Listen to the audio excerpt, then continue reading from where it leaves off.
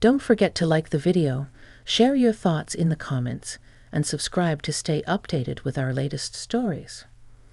I've always loved storms, the drama, the raw power, the way they shake things up and make everything feel new again.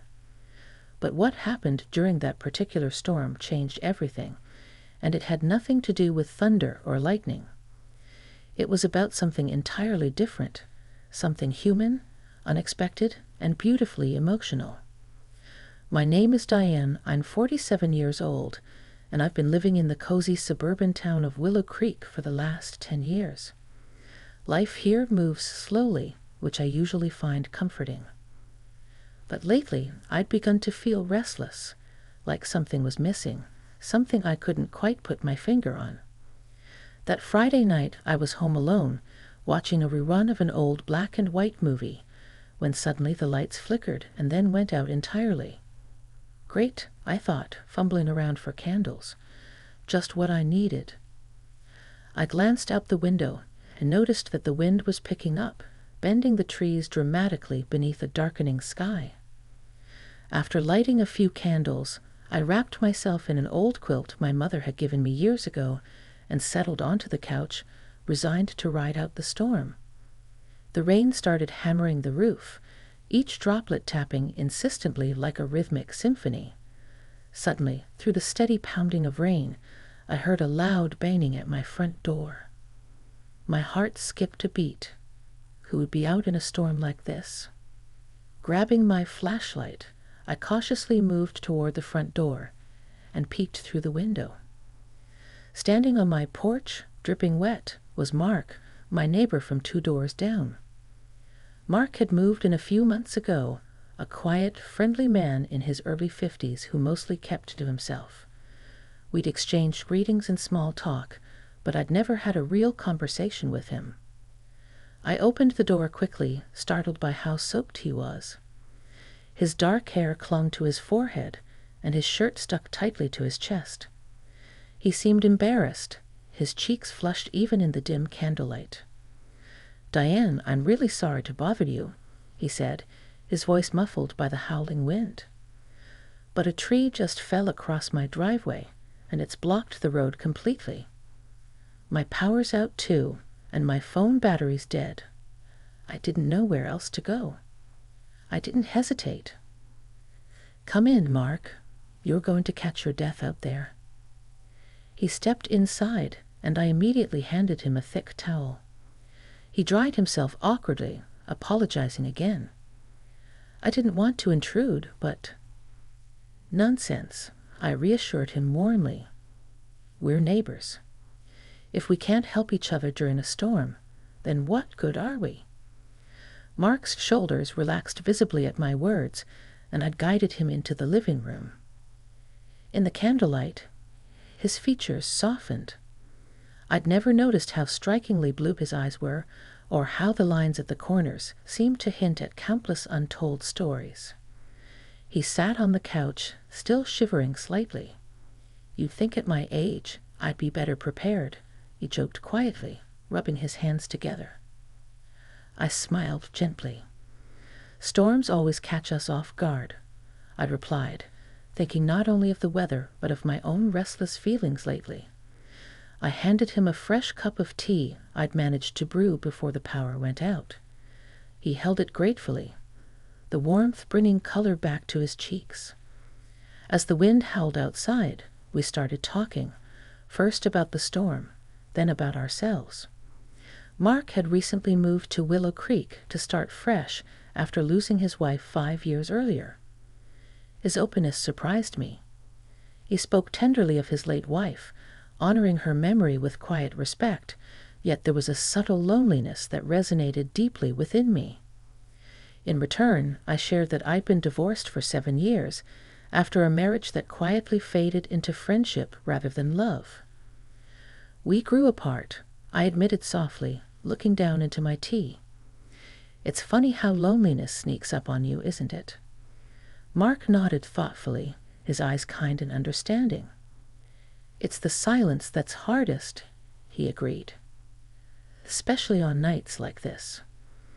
A comfortable quiet fell between us, filled with the rhythm of rain and the gentle flicker of candlelight. I felt something shifting inside me, a warmth I hadn't felt in years. Yet I was cautious, afraid of misunderstanding this newfound intimacy that seemed to come so naturally between us. Finally, Mark broke the silence, his voice low, hesitant. "Diane, thank you for letting me in tonight. You didn't have to." I reached out impulsively, placing my hand gently on his arm. "I'm glad you knocked," I admitted honestly. Truth is, storms like these remind me of how alone I usually feel.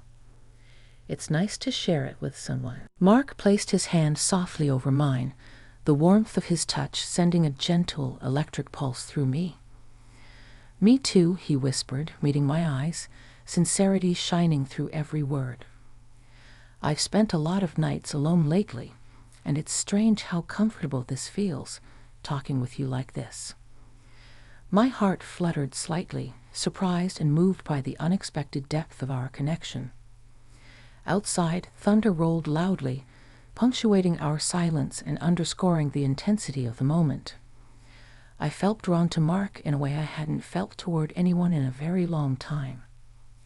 Yet, as the wind howled louder and lightning illuminated the shadows in the room, we both became aware of how delicate and unexpected this moment was. A blush crept into my cheeks, suddenly shy. Mark cleared his throat gently, sensing my hesitation. "Diane," he said softly, breaking our mutual silence.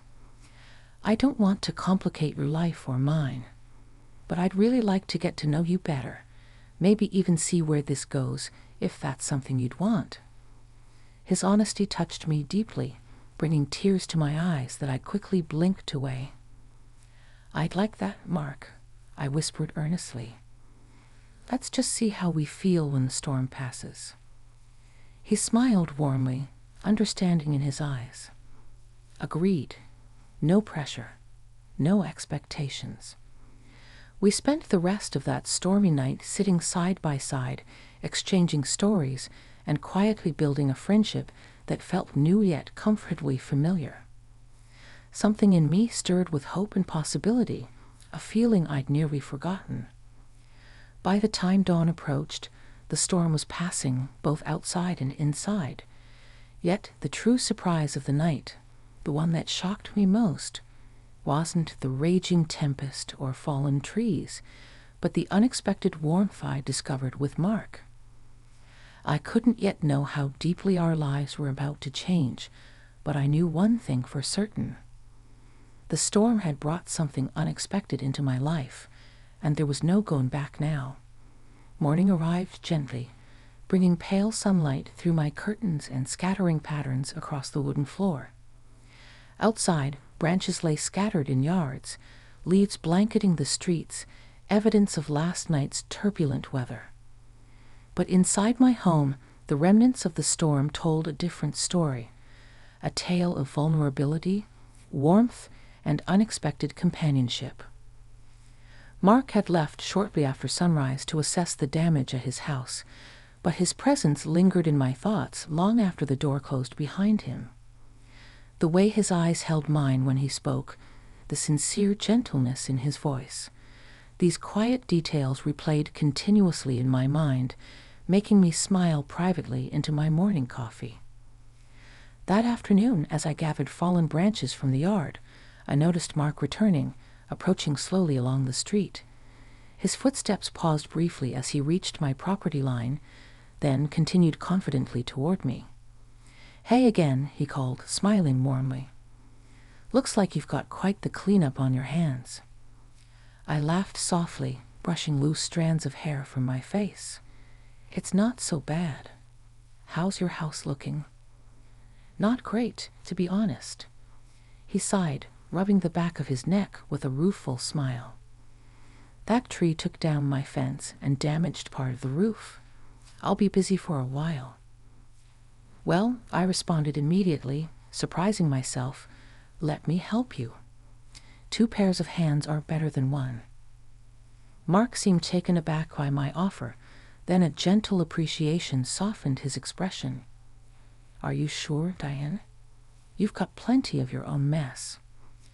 I placed my hands firmly on my hips, playfully challenging him. "Absolutely sure. Besides, I owe you for keeping me company last night." His face broke into a genuine grin, crinkles forming gently around his blue eyes. "In that case, I gratefully accept." As we walked side by side toward Mark's house, I found myself reflecting on how natural it felt to be around him, despite our brief acquaintance. In his presence, I felt an ease I hadn't experienced in a long time, one that made the task ahead seem less daunting. Mark's property was in rough shape. The massive tree lay across his driveway, splintered wood and twisted branches scattered across the yard. He looked around, shaking his head slightly, yet somehow managing to remain positive. Guess Mother Nature had other plans for my weekend. We both laughed softly, sharing a moment of mutual amusement. Soon enough, we got to work, cutting and moving branches, clearing debris, and eventually creating small piles near the curb. Hours passed swiftly, conversation flowing naturally between us as if we'd known each other for years. During our breaks, Mark shared more stories from his past, and I opened up about my own dreams and fears, things I hadn't said aloud to anyone in years. The emotional bond that started in the candlelit intimacy of last night deepened steadily beneath the open sky, strengthened by mutual understanding and quiet trust. As we paused late in the afternoon, leaning against his porch railing and sipping cold lemonade, Mark's gaze grew thoughtful, turning toward the sky. "It's funny, isn't it?" he mused quietly. "Sometimes the worst storms bring the greatest clarity." I followed his gaze upward, noting the clear sky where only hours ago clouds had raged. "I was just thinking something similar," I admitted softly, turning to face him. "I suppose sometimes we need a little chaos to remind us how much we crave connection." Mark turned toward me, his eyes searching my face gently, perhaps seeing the unspoken vulnerability I'd hidden from others for years. "Diane, I've spent a long time convincing myself I didn't need anyone else. That solitude was strength." He paused, his voice catching slightly. "But being around you, well, it makes me realize I've been fooling myself." My breath caught in my throat, moved by the quiet sincerity in his words. Slowly, I reached out, placing my hand gently on top of his. His fingers tightened softly around mine, warmth radiating from that simple gesture. "Maybe we both needed that storm more than we thought," I murmured quietly, looking down at our joined hands. His voice was gentle, thoughtful. "Maybe it's fate, Diane. Life shaking us awake, reminding us what we've been missing." We stood quietly for a moment, absorbing the depth of the moment. Subtle tension filled the silence, a delicate anticipation that spoke louder than any words. Eventually, Mark broke the quiet, his voice low, intimate. "Would it be all right if I took you out for dinner sometime, Diane? I'd really like to see you again, in a more intentional setting." My heart warmed instantly, my smile growing slowly across my face. "I'd love that, Mark." His expression brightened visibly, relief mingling with excitement. "Good," he said softly, chuckling gently. "Honestly, I was nervous you'd say no." I squeezed his hand reassuringly. "No chance. Not after everything we've shared." The sun began dipping toward the horizon, casting a soft golden glow over Mark's yard, reflecting gently in his eyes. There was a newfound tenderness between us, a fragile yet vibrant connection neither of us had anticipated. Yet it felt honest, unmistakably authentic. Walking back home later that evening, I felt lighter, hopeful. Life had surprised me in the best possible way, reminding me how much warmth, kindness, and unexpected connections could enrich us, even at times we least expected them. As I prepared for bed that night, I thought about Mark, his kindness, openness, and genuine vulnerability. It had been a very long time since I'd felt this hopeful about someone. Could this storm truly have changed everything? I didn't have all the answers, but for the first time in years, I found myself eager to discover them. In the quiet darkness of my bedroom, with the soft hum of evening crickets drifting through the open window, I whispered a silent thank you. To the storm, to fate, and especially to Mark. Little did I know, the emotional depth of this journey had only just begun, and what came next would change us both in ways we couldn't yet imagine. The next few days passed swiftly, and thoughts of Mark wove gently through every moment. I caught myself smiling spontaneously, distracted by memories of our shared conversations and the quiet warmth of his presence. I hadn't anticipated feeling this way at 47, like a schoolgirl waiting anxiously for a phone call. But here I was, my heart fluttering every time I glanced toward his house. Finally, the day of our dinner arrived. Mark had suggested we try the charming little Italian place downtown, a cozy family-owned restaurant known for its soft lighting and intimate atmosphere. I hadn't felt this nervous or excited in a long time. That evening, I dressed carefully, choosing a simple yet elegant blue dress that brought out the brightness in my eyes. I smiled at my reflection in the mirror, noticing how the anticipation had softened my features, giving me a youthful glow I'd almost forgotten. When Mark arrived to pick me up, standing at my doorstep with a gentle smile, my breath caught. He wore a crisp navy button-down shirt, sleeves casually rolled up, and dark slacks that complemented his strong, quiet presence. He offered me a single rose, deep red and delicately fragrant. "You look beautiful, Diane," he said quietly, sincerity evident in his warm gaze. I blushed softly, accepting the rose and inhaling its sweet fragrance. "Thank you, Mark. You're looking quite handsome yourself." At the restaurant, we settled into a corner table beneath soft golden lights. Gentle music played in the background, creating an ambience that invited openness and intimacy. Conversation flowed effortlessly, punctuated by laughter and moments of quiet understanding. Mark's eyes sparkled with gentle humor as he recounted memories of his youth, and I shared stories from my own past, surprised at how naturally vulnerability came when talking to him.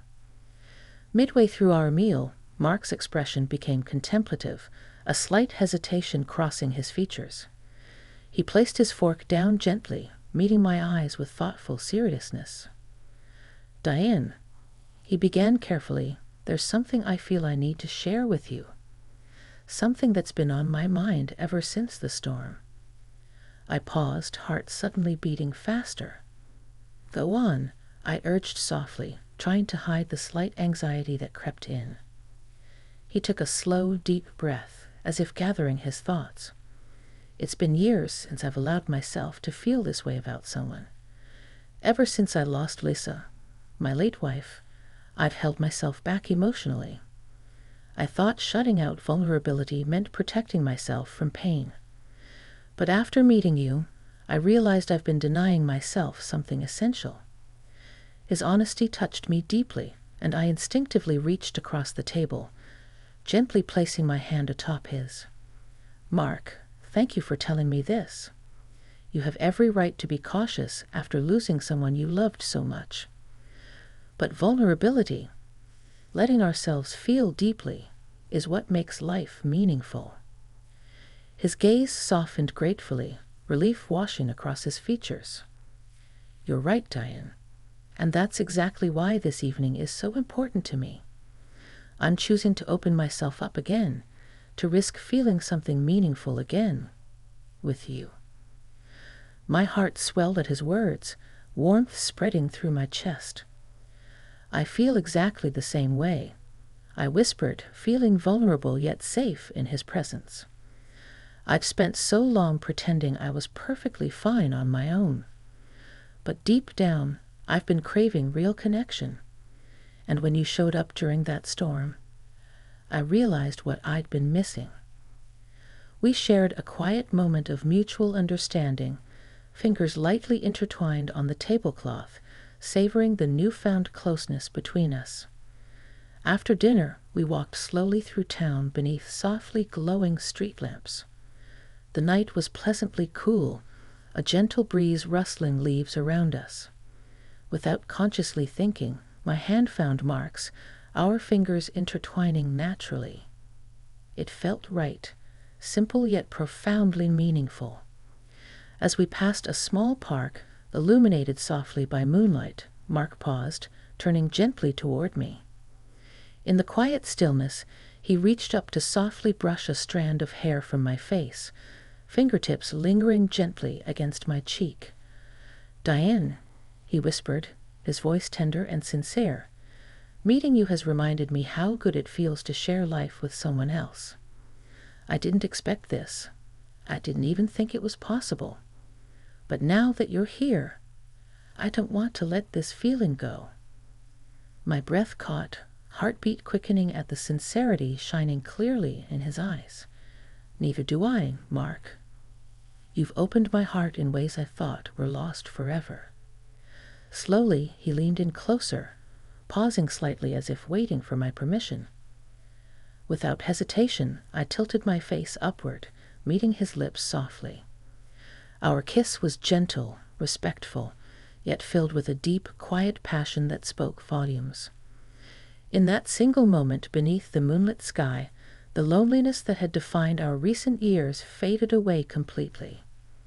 When we pulled apart, Mark pressed his forehead gently against mine, eyes closed as if savoring the depth of the moment. "I didn't think I'd ever feel this again," he confessed quietly. "Me either," I whispered back, fingers caressing the side of his face softly.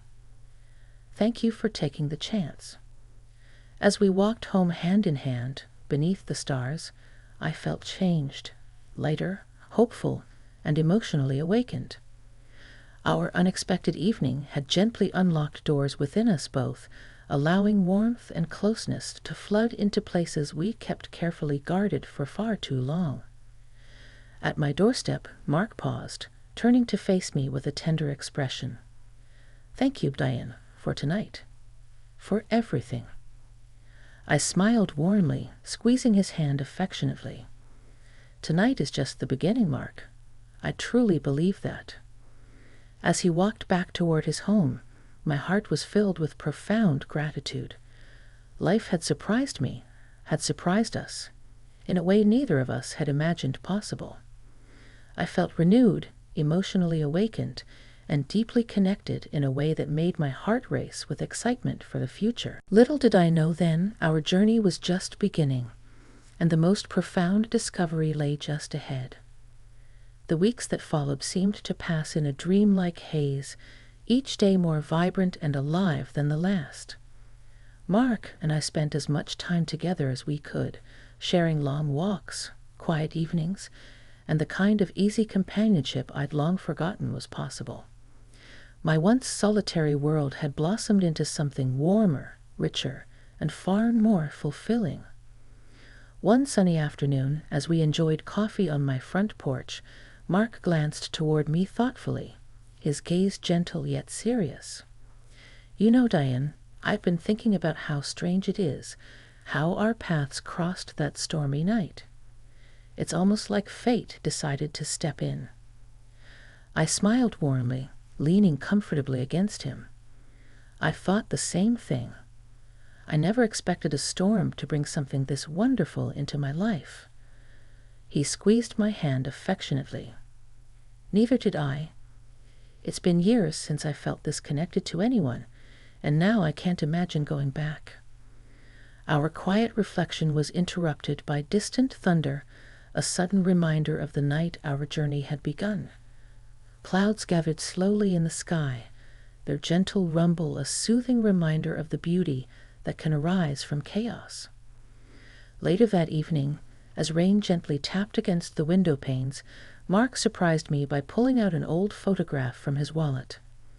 His expression was soft and nostalgic as he handed it to me. "This was Lisa," he said quietly, a gentle reverence in his voice. "I've carried this photo with me every day since she passed. But tonight feels right to finally let go." I carefully examined the worn photograph. Lisa was a lovely woman with a warm, genuine smile, someone clearly loved and deeply cherished. My heart tightened with empathy and gratitude at Mark's openness. "She was beautiful, Mark. She must have been very special," I whispered sincerely. He nodded gently, his eyes reflective. "She was. She taught me how important it is to love openly without regret. For years, I thought I'd never feel that again. But now, Diane, I've found something incredible with you. You've brought me back to life." Tears blurred my vision as I placed the photograph gently back into his hand. "Mark, I can't express what it means to me that you've shared this. I want to honor what you've had, what you've lost, and cherish what we're building together." He looked at me deeply, eyes shining softly. "That's exactly how I feel, Diane. Meeting you has taught me that love isn't finite. Our hearts expand, they don't replace. I never imagined I could feel this deeply again, but here we are, and it feels right." My heart swelled as we embraced, holding each other tenderly while rain washed softly across the windows. It was a moment of quiet gratitude, a shared acknowledgement of loss, growth, and the beautiful complexity of finding love again. Several weeks later, Mark invited me on a weekend getaway to a cabin nestled in the mountains nearby. It was a perfect setting, quiet, peaceful, and deeply romantic. We spent hours hiking scenic trails, laughing together, and talking deeply into the night beneath stars so bright they seemed impossibly close. On our last evening, as we sat beside the crackling fireplace wrapped in a soft quilt, Mark turned toward me, his eyes warm yet vulnerable. "Diane, these past few months have transformed me in ways I didn't think possible. I never thought I'd find someone who understands me the way you do. You've opened my heart again and filled my life with more joy than I thought possible." Emotion swelled within me, eyes moist with happiness. "I feel exactly the same, Mark. You've brought me back to myself. I can't imagine my life without you in it now." He reached into his pocket, pulling out a small velvet box. My heart leaped, breath catching as anticipation flooded my chest.